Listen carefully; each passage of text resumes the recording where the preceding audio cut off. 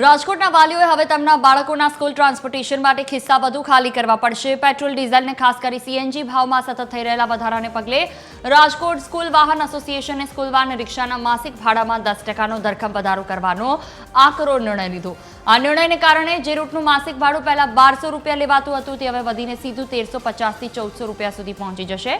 વાહન ચાલકોના જણાવ્યા અનુસાર માત્ર ઇંધણ જ નહીં પરંતુ આરટીઓ ફી, વાહનોનો વીમો, સ્પેર પાર્ટ્સ અને જુદા જુદા ટેક્સના દરમાં પણ મોટો વધારો થયો હોવાથી ભાડા વધારવા સિવાય અન્ય કોઈ વિકલ્પ નથી બચ્યો।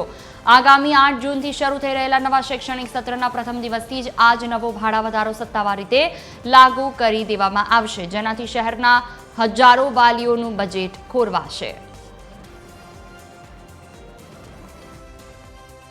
વાત કરીએ સતત મોંઘવારીનો વારણ વધી રહ્યું છે ત્યારે પેટ્રોલ, ડીઝલ અને સીએનજીમાં જે રીતના ભાવ વધી રહ્યા છે તેથી જે સ્કૂલ જે રિક્ષા અને વેન ચાલકો છે તેમણે પણ આગામી દિવસોમાં ભાવ વધારો કરે તેવી સંભાવના વ્યક્ત કરી છે। ત્યારે આપણી સાથે કેટલાક વેન ચાલકો પણ એકત્રિત થયા છે, તેમની સાથે જ પણ વાત કરવાનો આપણે પ્રયાસ કરીશું। શું નામ આપનું?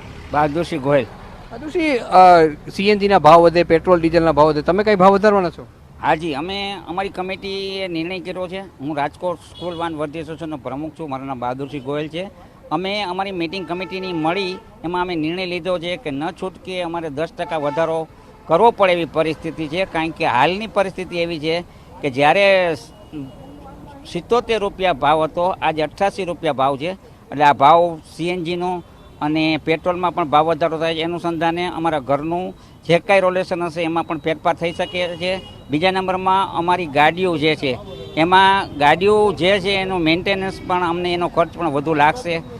આ અનુસંધાને અમે અમારા પરિવારનું અને પેરેન્ટ્સના પરિવારનું હિત જોઈ અને અમે યોગ્ય નિર્ણય હજી પણ લેશું। હજી પણ આમાં ફેરફાર થશે એવી શક્યતા છે, કારણ કે 8 તારીખે શાળાઓ ખુલે છે। 8 તારીખે શું બજાર ભાવ સીએનજીનો, પેટ્રોલનો રહેશે એ અનુસંધાને અમે મીટિંગ કરી નિર્ણય લેશું અને આપના માધ્યમથી પેરેન્ટ્સને અમે જાણ કરશું કે 10% તમારે ફરજિયાત અત્યારે વધારવા પડે એવી પરિસ્થિતિ છે, કારણ કે અમારી હાલની પરિસ્થિતિ અને બધા આમાં છે અને મધ્યમ વર્ગના છે, ગાડીઓ બધાની લોન ઉપર ઘણાની છે અને હપ્તા પણ ભરવાના છે, એટલે આ ઘણી મુશ્કેલીનો સામનો કરી અમે આ કાર્ય કરી રહ્યા છીએ। કારણ કે અમે રેગ્યુલર સવારે જે શાળાનો સમય હોય ત્યાં શાળાને સમયે બાળકોને પહોંચાડીએ છીએ, એને છૂટવાના સમય તો સમય અમે એના બાળકોને ઘરે પહોંચાડીએ છીએ। અમારી ઉપર કોઈ ઓલી છે નહીં ફરિયાદ કોઈ પેરેન્ટ્સની।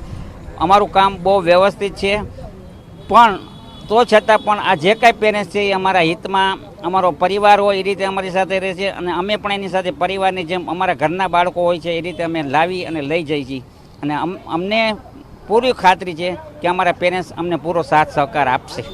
અન્ય વેન ચાલકો પણ છે, શું કહેશો? શું નામ આપનું? વજુભાઈ પરમાર। ભાઈ, 10% જેવો ભાવ વધારો આપ કરવાનો છો, શું છે આખી? એમાં એવું છે સાહેબ કે જો અત્યારેના પોઝિશન પ્રમાણે પેટ્રોલ, ડીઝલ, સીએનજી બધાય ભાવ વધારા છે, સામે પાછા આરટીઓ ઇન્સ્યોરન્સ અમારે એવડા ભરવા પડે, બરોબર છે? એટલે બધી ગણતરી કરીને અમારે અત્યારે 10%ની ગણતરી કરી છે।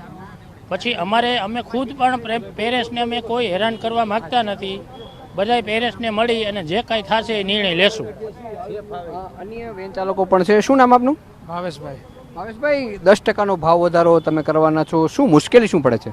સાહેબ, એની સામે અમારા આરટીઓના ટેક્સ છે, વીમા છે, એમાંય વધારો આવે છે, એટલે અમારે ફરજિયાત ગેસમાં ને એમાં બધે વધારો આવે એટલે અમારે ફરજિયાત કરવો જ પડે એમ છે કે બાબા અમે વાગીને એક સરખું દબાણ આપવાના જ માગતા, એનું ઘર ચાગે ને અમારું ચાગે, એના માટે અમારે વધારો કરવો ફરજિયાત થયો છે સાહેબ, કારણ કે આરટીઓમાં એટલો ટેક્સ ને વીમો ને ભાવ વધી ગયા છે, સ્પેર પાર્ટ છે કે ગાડીની કિંમત છે કે જે કાંઈ કહેવું હોય।